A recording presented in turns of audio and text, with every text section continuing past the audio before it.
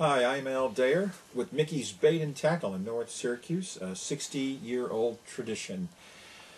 And tonight we're going to tie a traditional streamer fly based on a very famous pattern, that is the famous pattern, the Royal Coachman, which is a derivative of the Coachman wet, which was a simple wet fly with a peacock herl body and a white duck quail wing and maybe some brown hackle for the throat. I don't even think there was a tail for that fly.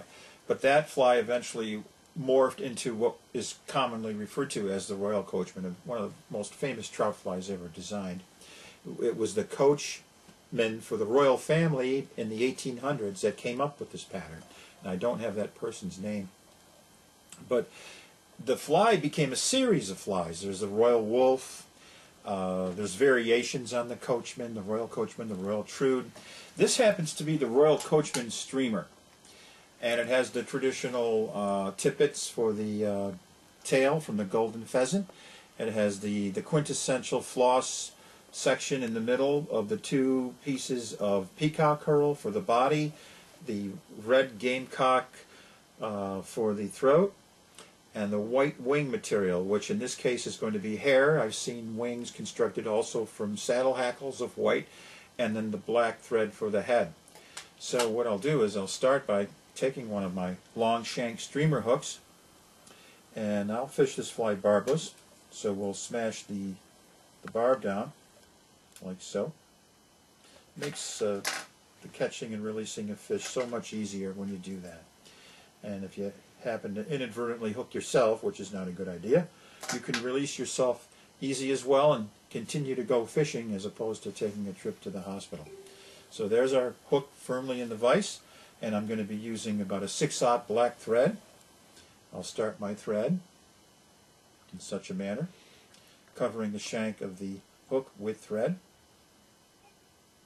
The first material that's going to be added to this for the tail is the golden pheasant tippets from the neck of the bird. And I'll tie in a pretty good size clump for the tail. This is about a size 6 hook, which is a pretty good size streamer.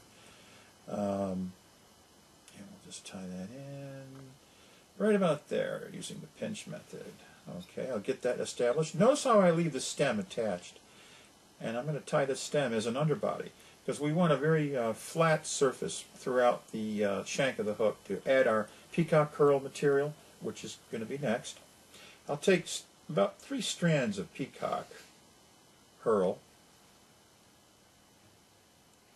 and match them up, and okay, like that. All right, and I'm going to trim just the tips because the tips happen to be a little weak usually. Get rid of those, and then we'll tie that in. Okay, and that's going to be the butt section of the body, and I'll grasp that with my hackle pliers. Get rid of this excess. And here's a neat little thing. Whenever you're using peacock herl, you want to be able to fortify it, either with the tying thread or with some kind of wire. In this case, I'm going to be using the tying thread. And this is a little method, one of the methods of reinforcing peacock. Notice how I spin the herl to form one single rope. Now, I'm going to be wrapping towards myself, which is kind of unorthodox, but you're going to see the logic in this here in a second. I'll wrap that herl towards me, and as I wrap, I continue to spin in a counterclockwise manner, forming a nice, neat abdomen. Notice where my tying thread is. It's at the very end of the abdomen, just in front of the tippets.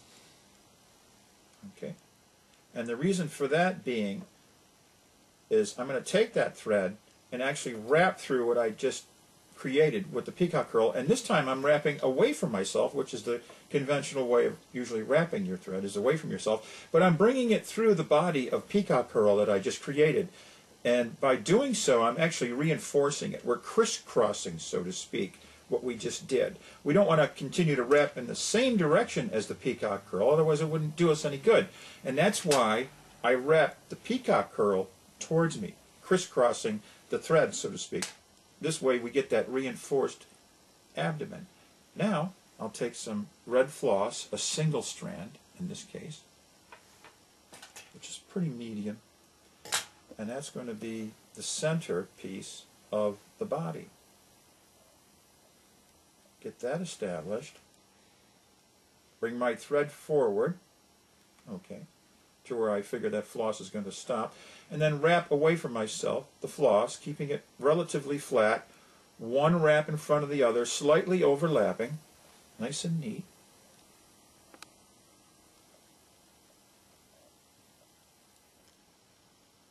That's about right there. And then tie that off. And I can even leave that floss under my tying thread a little bit, bringing my thread forward. Okay. And then we have to add more peacock herl. I'll take another 3 strands. Okay. Even up the butts. Trim the tips again. Establish the tips like we did for the rear of the abdomen. Okay. And then do the same thing over again. Take my hackle pliers. Eliminate some of that. Counterclockwise. Leave the tying thread exactly where it is. Wrap the herl rope towards you as the tire. Turn it counterclockwise as you continue to wrap to maintain the integrity of the rope. Remember, leave enough room for the head and the wing.